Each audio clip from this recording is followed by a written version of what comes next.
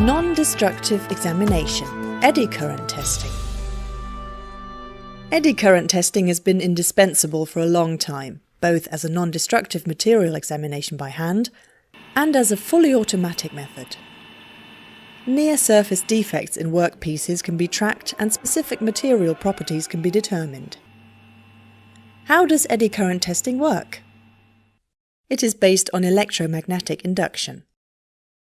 The animation shows a coil, which can be connected via an electric current meter to a voltage source. After applying a direct voltage to the coil, the electric current first increases fairly quickly, then more slowly, according to the inductance of the coil. Eventually it reaches a level resulting only from the ohmic resistance of the coil. The current creates magnetic fields that flow around every small piece of coil winding. The individual fields superimpose and form the total magnetic field depicted here in blue. If an alternating voltage is applied to the coil, the effective current through the coil is much smaller than when applying direct voltage. The reason for this is the alternating magnetic field, which generates a countervoltage in the coil by self-induction. The countervoltage in turn reduces the current consumption. Pushing an electrically conductive tube through the coil increases the effective current significantly. This is because the alternating magnetic field of the coil induces a current in the tube in circumferential direction, the eddy current. The eddy current in turn generates its own magnetic field, which counteracts the magnetic field of the coil. Consequently, the self-induction is low and the current consumption high. When a defect, for example a crack, comes into the path of the eddy current, the current consumption of the coil drops. The eddy current has to flow around the defect. The path of the eddy current is now longer, and the electrical resistance of the eddy current circuit is larger. This leads to a reduced magnitude and a reduced magnetic field of the eddy current. The self-inductance of the coil is increased, and the current consumption decreased. In practice, the alternating current frequencies are not as low as shown here for demonstration. They are much higher, typically in the region of some kilohertz. From now on, we're going to omit the magnetic field lines in the animation and represent the eddy current in a simplified static way. How does the technique work in practice? In eddy current testing with coaxial probes, the coils are either pushed coaxially over the workpiece or pushed through the workpiece. This is our simple test setup: the alternating voltage source, the electric current meter, the coil. Cables lead from the alternating voltage source to the electric current meter, then to the coil, and back again to the voltage source. Our sample is a tube made from an austenitic non-magnetic steel. We have purposely machined two cuts through the tube wall, one in longitudinal direction and one in circumferential direction. And here we go. The materials tester connects the return cable to the alternating voltage source. This closes the electrical circuit. The current consumption of the coil is still relatively low. Once the coil is positioned over the intact part of the tube, the magnitude of the current is high.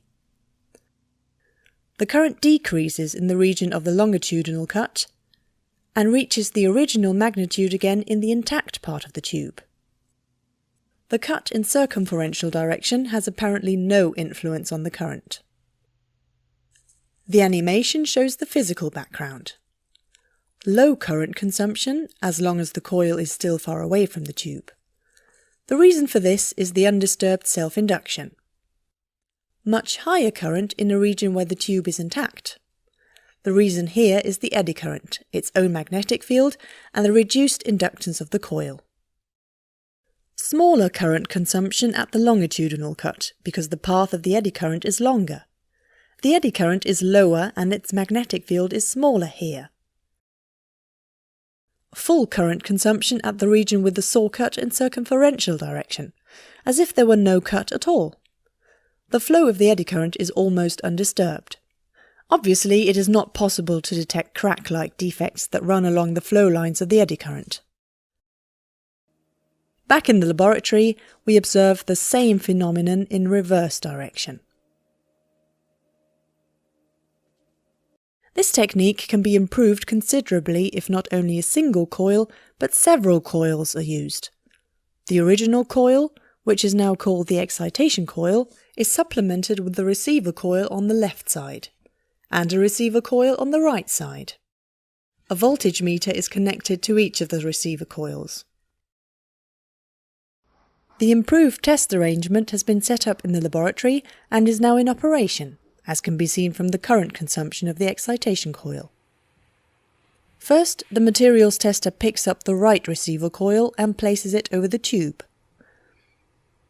The excitation coil is next in turn.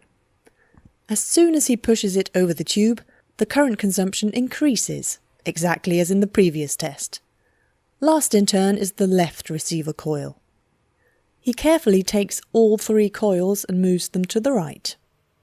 The pointer of the right voltage meter deflects, then the pointer of the left voltage meter. Further to the right, where the tube is intact, the pointers of none of the voltage meters are deflected. Unfortunately, the saw cut in circumferential direction is again not detectable.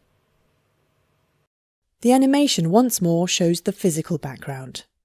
The current consumption is high in an area where the tube is intact. The reason for this is the undisturbed flow of the eddy current.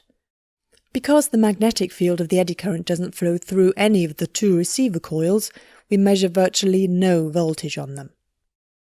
As soon as the excitation coil reaches the left end of the longitudinal saw cut, the current consumption decreases. The reason for this is the longer path of the eddy current. Because the eddy current now flows partly underneath the right receiver coil, its alternating magnetic field induces a voltage there.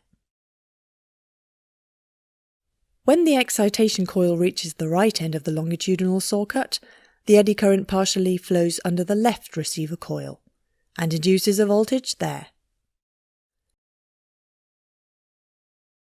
Still further to the right, near the saw cut in circumferential direction, the eddy current is undisturbed. Its alternating magnetic field flows neither through the left nor the right receiver coil. The voltage meters indicate almost nothing. Back in the laboratory, we observe the same phenomena in reverse direction of movement. First, the pointer of the left voltage meter deflects, then the pointer of the right voltage meter. The technique can still be further improved if we use only one voltage meter, which is connected to the right-hand terminals of the receiver coils, and if the left terminals of the receiver coils are connected to each other. The voltage meter now indicates the difference of the voltages induced in the two receiver coils. We have set up this test arrangement in the laboratory too. The voltage meter clearly indicates the ends of the longitudinal saw cut. Unfortunately, even this arrangement cannot detect the saw cut in circumferential direction. If the coils are optimized even further, much smaller defects than our large saw cuts can be detected. This tube is made of a non-magnetic austenitic steel.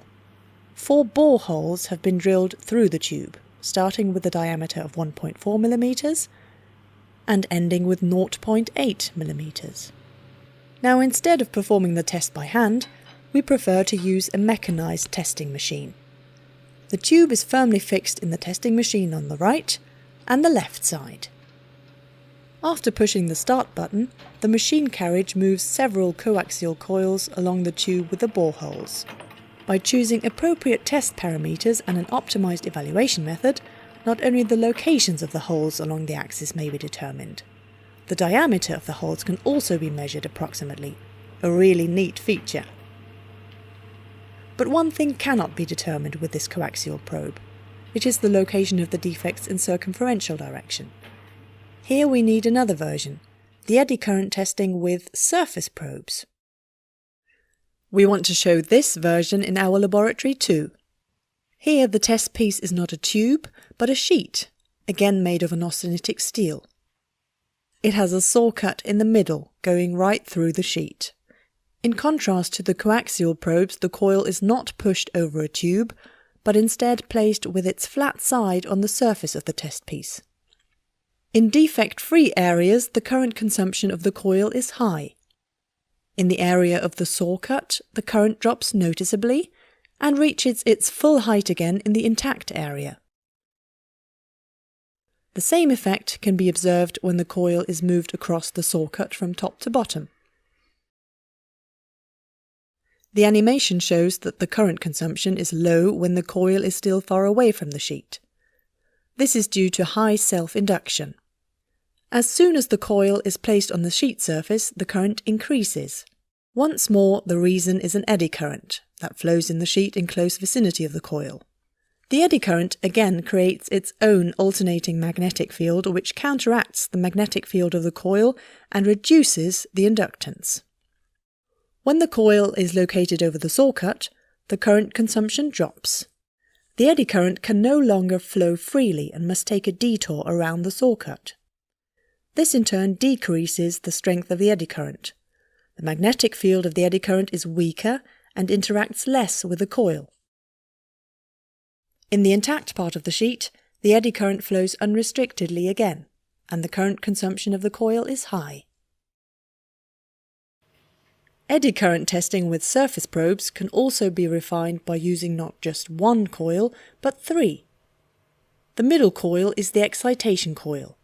The 2 outer ones are the receiver coils. When all 3 coils are moved over the sheet surface, the pointer of the right voltmeter deflects first, then the pointer of the left voltmeter. And this is the reason. The current consumption of the excitation coil is high in an intact area of the sheet where the eddy current flows freely. Because the eddy current path is slightly larger in diameter than the excitation coil, the magnetic field of the eddy current partially flows through the left receiver coil and already now induces a small voltage in it. In the same manner, a small voltage is induced in the right receiver coil. As expected, the current consumption is lower when the excitation coil is positioned on the left side of the saw cut. Now the magnetic field flowing through the right receiver coil is much stronger than before. Therefore, the induced voltage here is high. The situation is equivalent when the excitation coil is on the right side of the saw cut. The magnetic field of the eddy current now flows through the left receiver coil more intensely. The voltage induced there is correspondingly high. Although the technique with the arrangement of adjacent coils seems impressive, it has disadvantages. The local resolution is not particularly good, and very small defects are difficult to detect. We can achieve a substantial improvement with this layout of coils. The excitation coil remains unchanged. The right receiver coil is wound in the form of a capital D and sits within the excitation coil. The left receiver coil is laterally inverted. When testing this coil set in the laboratory, we are initially disappointed. Firstly, already in the intact region of the sheet, a high voltage is induced in the receiver coils. This is because the receiver coils are now positioned within the excitation coil. Secondly, the saw cut is only faintly detectable. Now we use a trick that we have already applied to the coaxial probes. We switch the receiver coils against each other and only measure the voltage difference between them. Now everything works in a way that suits us. Small voltage difference in the intact sheet, strong voltage fluctuations at the left side of the saw cut, and at the right side. But one point should always be kept in mind. The 2 D-shaped receiver coils must have the correct orientation for saw cuts and cracks. Otherwise you measure only little or nothing at all. If the orientation of cracks is not known, the probe is rotated by 90 degrees after the first pass and the test piece is scanned a second time. To demonstrate the basic principle, we have chosen rather large coils so far. However, the disadvantage of large coils is that only large defects, such as our rough saw cuts, can be detected. In practice, mostly very small coils are used, as shown in the example on the left-hand side. In this way, also small defects can be detected. The coils don't have to be round or D-shaped, but can also have a rectangular cross-section. Now let's take a look at the examination of a component in practice. As an example, we are going to inspect a bicycle crank arm with a crack. To do so, the materials tester uses a suitable eddy current probe. It has a tiny sensor with an excitation coil and 2 inner receiver coils on its tip. He carefully scans the surface of the bicycle crank arm with the probe.